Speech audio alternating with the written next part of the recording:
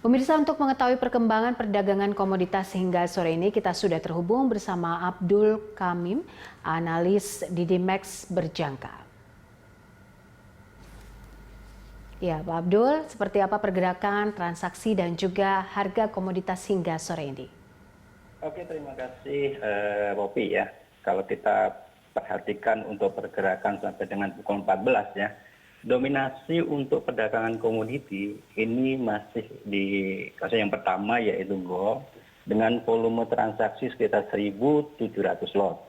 Disusul oleh kopi Arabica dengan volume transaksi sebesar 542 lot dan Olin dengan volume transaksi 430. Ini sangat masih terlalu kecil dibandingkan dengan transaksi yang kemarin ya.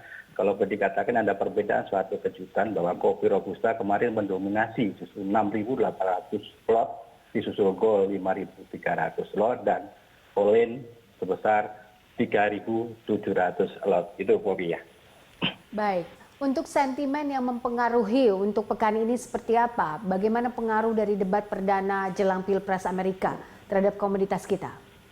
Oke, jadi sentimen untuk pekan ini saya kira fokus para investor itu terfokus kepada debat perdana presiden. Biarpun debat capres ini masih ada beberapa tahapan ya, 3 kali untuk capres dan 1 kali untuk cawapres. Di sini pengaruh tentunya di komoditi yang sangat signifikan saya lihatnya adalah di emas, di mana emas adalah merupakan safe haven ya, karena emas selalu berpatokan kepada nilai dolar sebagai safe haven, sehingga memungkinkan ini pelaku pasar akan mencari investasi yang aman dulu selama proses tahapan Pilpres berlangsung sampai dengan Pilpres selesai dan memunculkan suatu presiden yang baru. Itu Opi. Baik, untuk emas, tadi kan kalau kita bicara emas, peluangnya seperti apa Pak Abdul dan juga Olin hingga akhir pekan mungkin?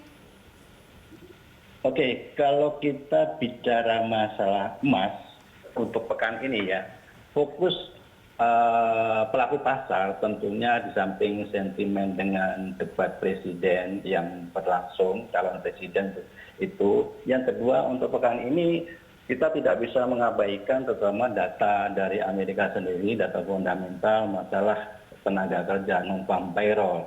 Ini menjadi acuan juga sebagai pelaku pasar untuk menentukan apakah dia akan melakukan transaksi ataukah nunggu data-data itu muncul. Itu Bapak.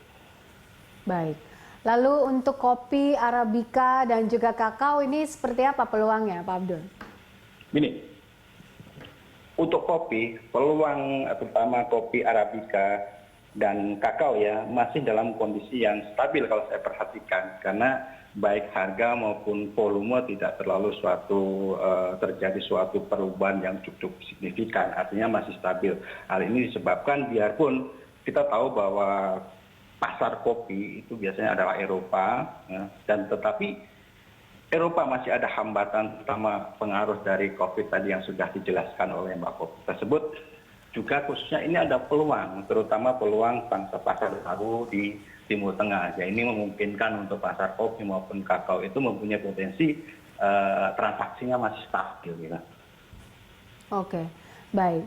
Untuk rekomendasi mungkin para pelaku pasar memasuki kuartal 4 kita di 2020 ini seperti apa?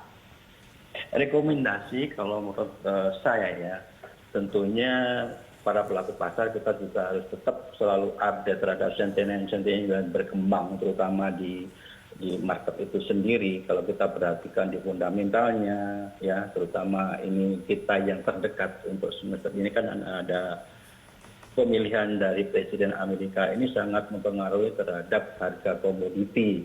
Di samping itu yang kita tidak bisa boleh mengabaikan yaitu tentang pandemi COVID yang sampai saat ini penanganannya masih juga belum berakhir, bahkan ada potensi masih ada peningkatan dari pandemi COVID itu tersebut, Mbak Poppy. Oke, baik. Terima kasih Pak Abdul untuk analisa dan juga informasi yang bersama kami. Pemirsa, Abdul Kamim, analis Didimex Berjangka.